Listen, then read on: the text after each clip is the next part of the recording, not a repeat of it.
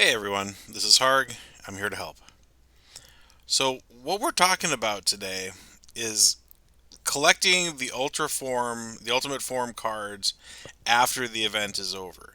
And this is one of those things where, and I said this to my guild this weekend, is that every time I discover something in the game and I go, "Oh my God, I'm an idiot." Why did it take me this long to realize this? Every time I run across something like that, it turns into a video because it's really easy in a game like this. You're playing on your phone, you're doing stuff, and it's you overlook things. And I especially if you're like me and you've got 3 or 4 games on your phone and a game or two on your PC and a game or two on your Xbox that you're trying to keep up with, and it's easy not to go deep enough into anything. And that's why I do these videos, is to try to teach. It's to try to make sure that it must be the parent in me I want to make sure that if I've made a mistake, that I save other people from making the same mistakes. And so anytime, if like I always say, if you're a whale, if you've been playing this game forever, my videos probably are not for you because you probably know all this stuff. But what I try to do is, anytime that somebody has a question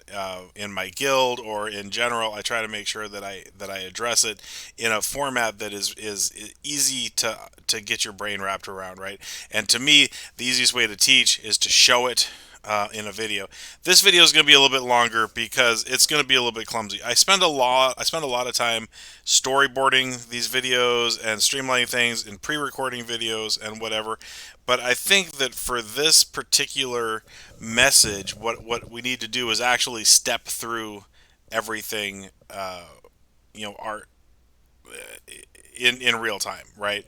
So here we are. We're in the game, and when we've been doing these events, one of the things that happens is, let me see if I can scroll down to the Realm of Fire is the previous event here, and it's got the ultimate forms for cards, right?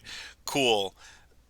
These are all the things that you run across every week, and you get your coins and you buy gold cards, or you get lucky and you get them in the packs, or however you do it, and then you get the 2 main gold cards, and then with those you get the souls, and then souls plus dust plus gold equals being able to forge the ultimate form, or the upgraded ultimate form if you've already got the ultimate, whatever.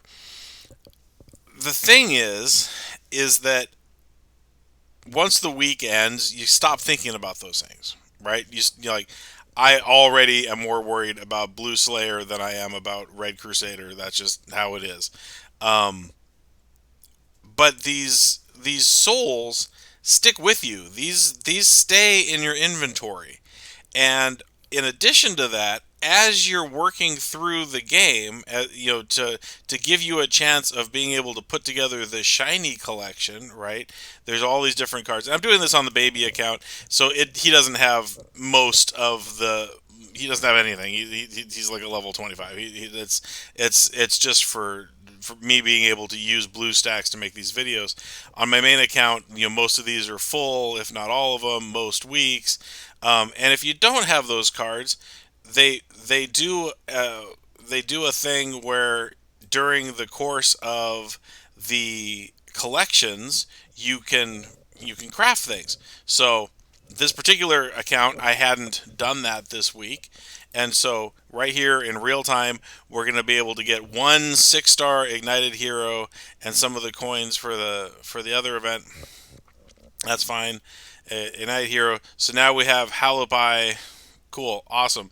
Now the thing is, sometimes with those cards, in it, when you're pulling cards, you can get characters that are that were actually gold level cards themselves. And so you get the card and you get the soul. And I've noticed that, and I've been like, oh, well, that's cool, but the event is long past since over. And I knew that if it's a blue Slayer week, for instance, that you can go and look at the things that are previous blue Slayers, and you can spend event coins. You can spend the choice coins or whatever, and it gets to be a little bit crazy. Something I realized this last weekend, and this is where the Haargh did something dumb, and so hopefully he's going to try to make everybody a little bit smarter, just in case, right? I was nosing through some stuff here on my so I'm in my card screen, right? Cards, and go over to inventory, and here's all the different stuff that you've been kind of collecting over time and doing your thing, and there's your dust and all your potions and cool, cool, cool. Oh, hey, I've got one of the souls from the yellow event from 2 weeks ago. Okay, and then one of the weapon gloves. Oh, what weapon souls? Oh, that's cool. All right. Um, what can I do with those? And then I scroll down a little bit further. These are the ones for like wardens and for the what are they called? The legendaries or whatever, that sort of thing. And then you scroll down a little bit further, and here's this gal. And I was like, oh wow, wait a second. So I've got Soul of Isadara, and I can click here, and here's that same screen that I was just showing you from the most recent event, but from an event quite a while ago. And because I've got her. Well, if I could get him, I would be able to. If I had him plus enough of the, this is what Commander Red Commander Dust, I would be able to craft the ultimate form of this card. And a lot of the ultimate forms are worth having, even from the past. Like you can do this, you can end up getting, any of these like the gurus or these cards that happened before a lot of us came back at the 4 year anniversary. Um, or maybe you're just you just want to have a card for whatever reason. You can still get there, you can still do it, you can still forge it. And the same thing with the weapons. That's the other thing, is that if you open an ultimate or a random pack, you know just for giggles, and you get, like I did a couple weeks ago, you get part of one of the weapons, you can still craft those. Super cool. So that's one way to get to them. Another way to get to them is because we know that we had Isadara, right? So so you know what you're looking for at that point. So we'll just say Fire Commander set screen, and was this her? Yeah. So I can go here just to her card and say evolve, and it'll take me back to that same screen. So you can go through your inventory list if you're like, I don't know if I even have any of these. You can go through your inventory list to find them, and then you can go through just the regular. Once you know you have them, you can go through. So where am I going to get this guy?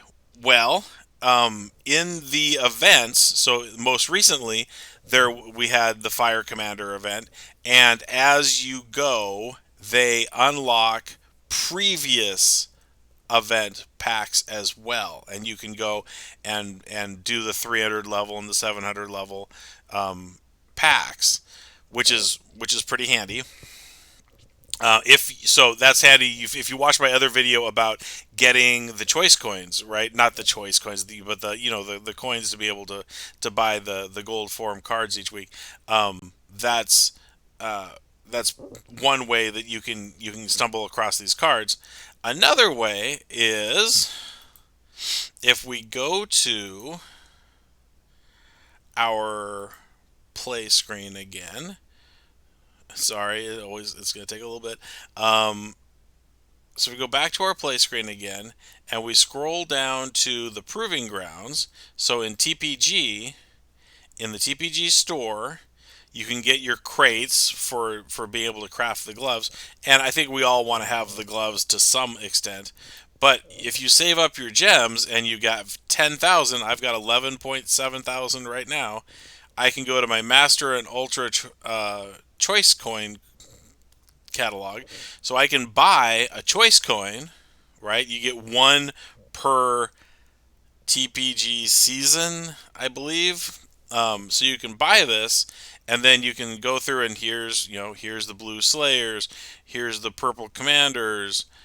From these are from not the most recent season, but the season before that, I believe, is how far back these go. It might be three back, but anyway, but look who it is. It's this guy. It's the other half of that card, right? So if I really wanted to have that ultimate form, since I already have the half, I can spend the 10,000 coins, get the one pull altern here, and craft my ultimate form, and boom, I have it.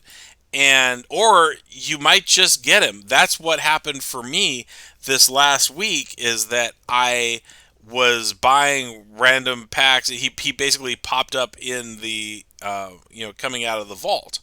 So that's what triggered it for me, because it happened to be a week that was also red commander. So I had the dust, and so the red dots start showing up on my screen saying, "Hey Haargh, look over here," and that's when I realized what was going on.